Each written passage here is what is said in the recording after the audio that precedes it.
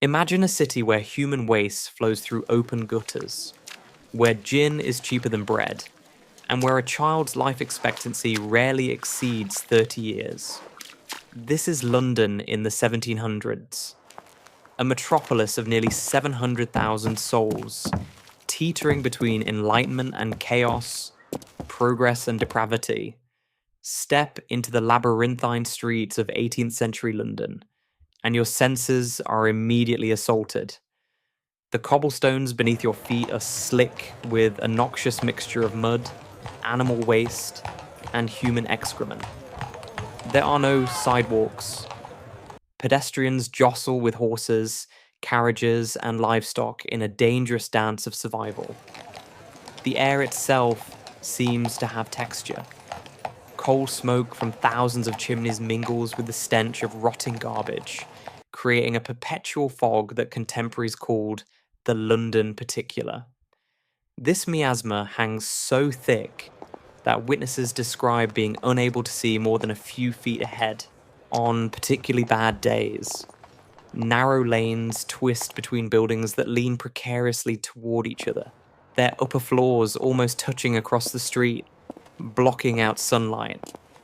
These timber-framed structures are stained black with soot. The noise is relentless. Street vendors cry their wares, iron-rimmed wheels clatter on stone, craftsmen hammer, church bells mark the hours, and 500,000 conversations create a constant roar.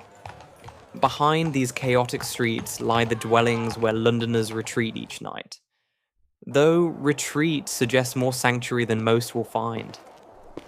Housing in 1700s London starkly illustrates the city's brutal class divisions. In the West End, aristocrats occupy elegant townhouses with glazed windows and private courtyards. These homes boast Turkish carpets, Chinese porcelain, and mahogany furniture. Servants maintain order, coal fires provide warmth, and candlelight illuminates evening entertainments. But venture east, toward the working districts, and you enter a different world. Entire families crowd into single rooms in dilapidated tenements. Rain seeps through roofs, walls run with dampness. There is no running water, residents collect it from public pumps, often contaminated with sewage. Chamber pots are emptied from windows into the streets below. Cellars, originally intended for storage, house the most desperate. These underground spaces are perpetually dark, flooded during rains and thick with mold.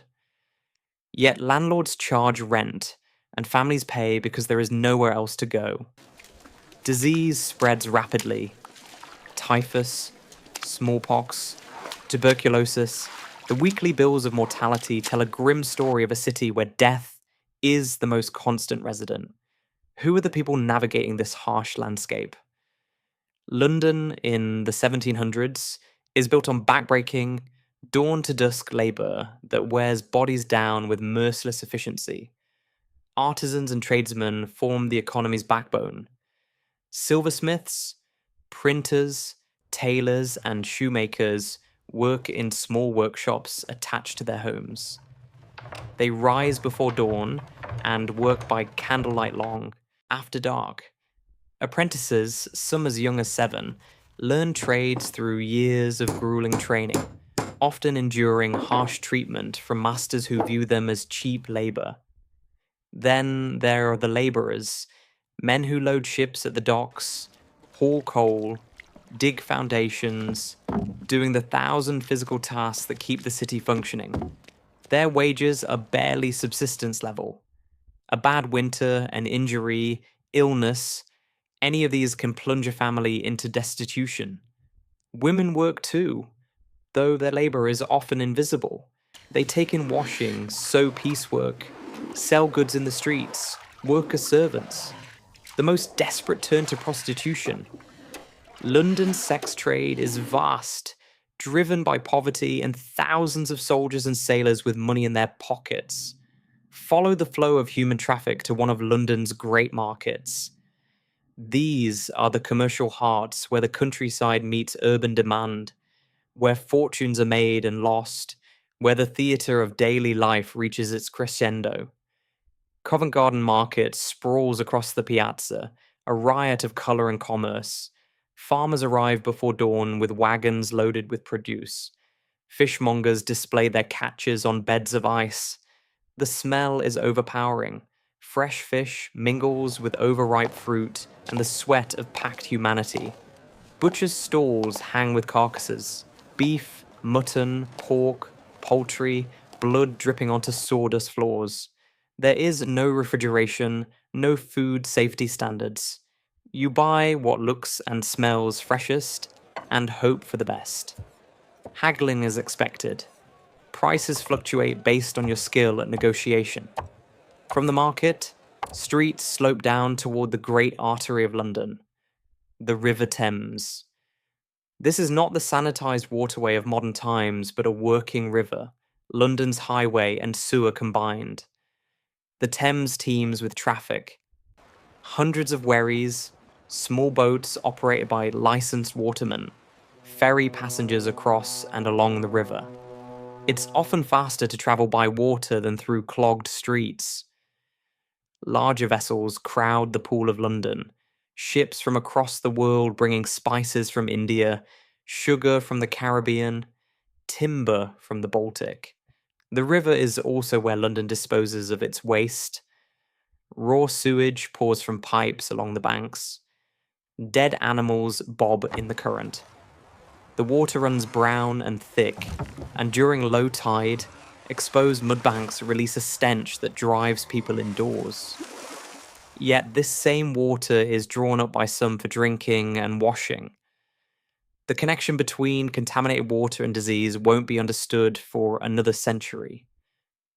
Along the banks, stairs descend to the waterline.